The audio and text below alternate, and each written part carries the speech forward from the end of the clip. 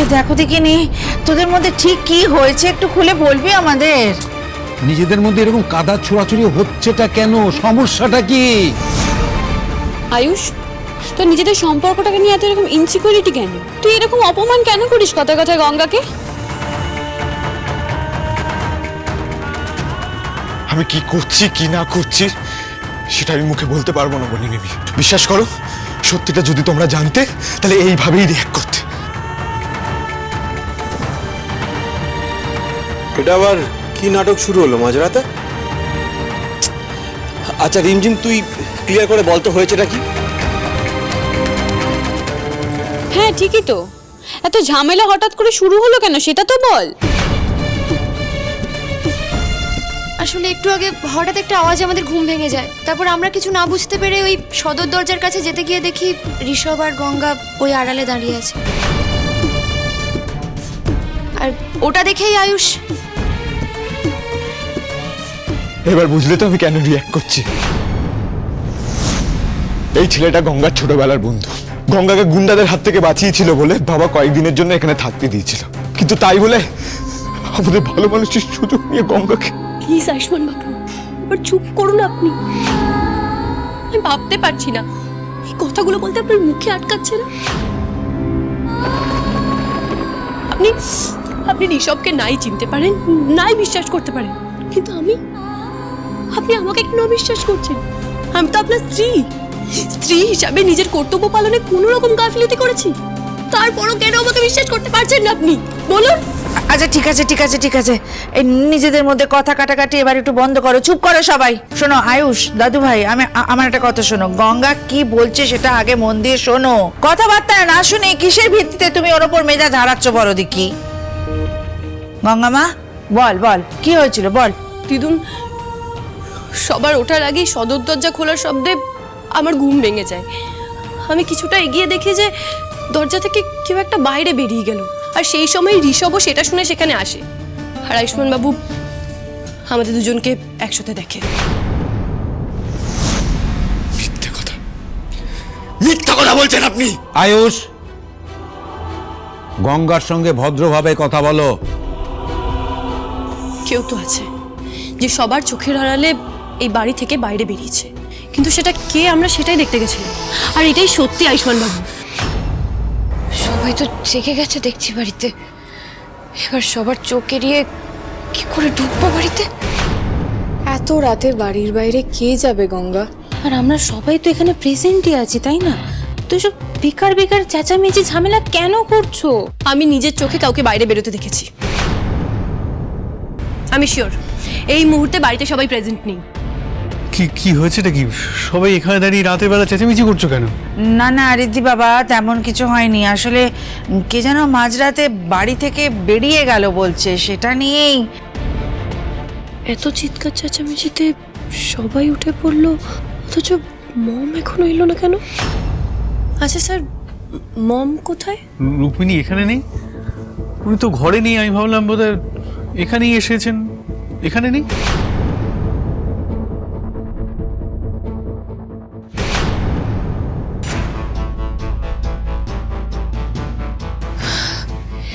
এইভাবে বাড়িতে ঢুকলে তো আমার সব প্ল্যান ভেস্তে যাবে। কিছু একটা উপায় আমায় ভাবতে হবে। কিন্তু আমি করবোটাই বা কি এখন? কি করা যায়? তবে কি মম বাড়ির বাইরে বেরিয়েছে? যা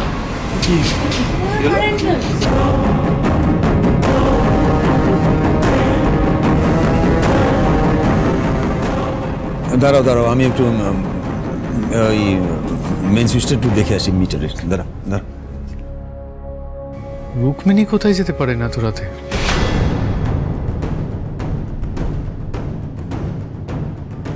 আমি একটু বাইরে গিয়ে দেখে আসি রুক্মিণী কোথায় গেল। দাঁড়ান ম্যাম, আমি দেখে আসছি। কি ব্যাপার, হঠাৎ করে কারেন্ট চলে গেল কেন গঙ্গা?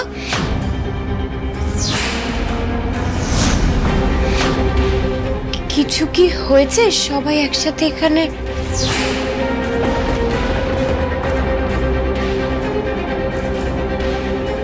তুমি বাড়িতেই ছিলে তো রুক্মিণী? তাহলে এতক্ষণ কোথায় ছিলে?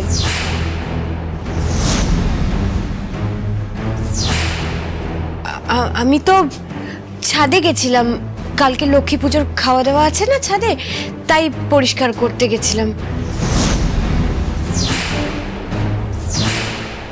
এই শোনো না, ওই আমার মনে হলো কি ওই আমাদের ওই ইলেকট্রিক্যাল লাইনটা কেউ কেটে দিয়ে গেছে।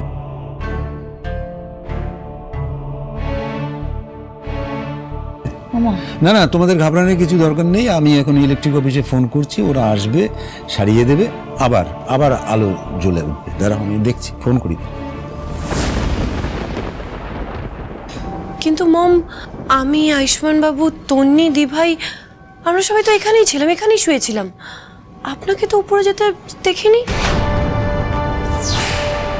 বরং কাউকে একটা সদর দরজা থেকে বাইরে চলে যেতে দেখলাম।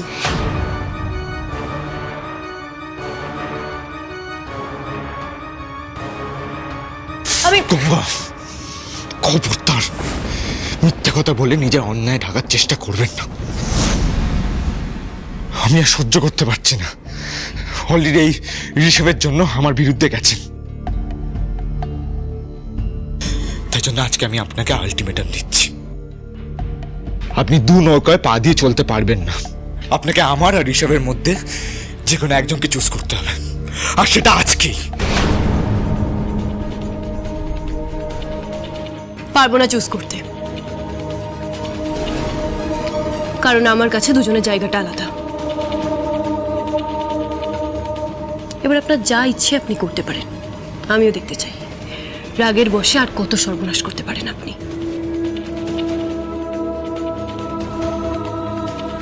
না আপনার কোনো প্রশ্নের উত্তর দেব, আর না আপনার সাথে কথা বলবো। আমার প্রশ্নের না উত্তর দিয়ে কোথাও যাবেন না আপনি। আপনার এসব অবান্তর প্রশ্নের উত্তর দিতে আমি বাধ্য নই।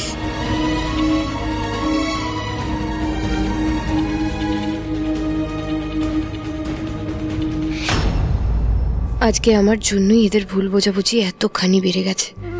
গঙ্গার কোনো দোষ নেই, তাও আয়ুষ ওকে ভুল বুঝছে। কিন্তু আমি চাইলেও তো এটা মেটাতে পারবো না। নিজেকে বাঁচাতে আমার চুপ করে থাকা ছাড়া এখন আর অন্য কোনো উপায় নেই। আয়ুষ, আয়ুষ, থামো, অনেক হয়েছে। তখন থেকে তুমি ওকে অপমান করে চলেছো, যেটা ও একেবারেই ডিজার্ভ করে না। কি হচ্ছে তাকে আয়ুষ? তুমি এসব কেন করছো? তোমার কি বেসিক শিক্ষা দীক্ষা সব ভুলে গেছো তুমি? আর আমি বুঝতে পারছি না কিসের বেসিসে তুমি এরম একটা কথা বলছো। ঋষভ আবার তোমার মধ্যে চুজ করবে মানে? এসব কি কথা? সেটা গঙ্গাকে জিজ্ঞেস করো না বাবা, ভাই ঋষভকে জিজ্ঞেস করো যে এতদিন বাড়িতে থেকে ও অ্যাকচুয়ালি কি করতে চাইছিল। ঋষভ আমাদের গেস্ট, ভুলে যেও না সেটা। আর তুমি গঙ্গাকে যা নয় তাই বলতে পারো না, যে তোমার স্ত্রী হলেও তুমি বলতে পারো না, এটা মনে রেখো। ও আজকে এরকম করছে কারণ ওর ধৈর্যের বাঁধ ভেঙে গেছে। আর একটা কথা জেনে রাখো, যে স্বামী স্ত্রীর মধ্যে ঝগড়া ঝামেলা অশান্তি হতেই পারে, মিসআন্ডারস্ট্যান্ডিং হতেই পারে, কিন্তু সবকিছুর একটা স্থান কাল পাত্র রয়েছে। ভেবে চিন্তে কথা বলতে হয়। লোক সমাজে যা নয় তাই তুমি বলতে পারো না।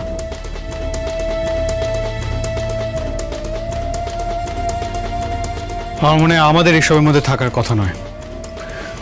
আয়ুষ, গঙ্গার এসব তোমরা নিজেদের মধ্যে কথা বলে সমস্যাটা মিটিয়ে নাও। কিন্তু জাম্বব,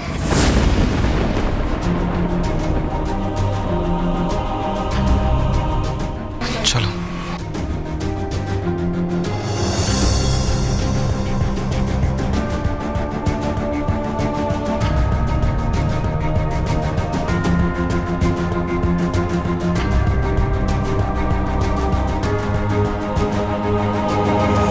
কি করছেন?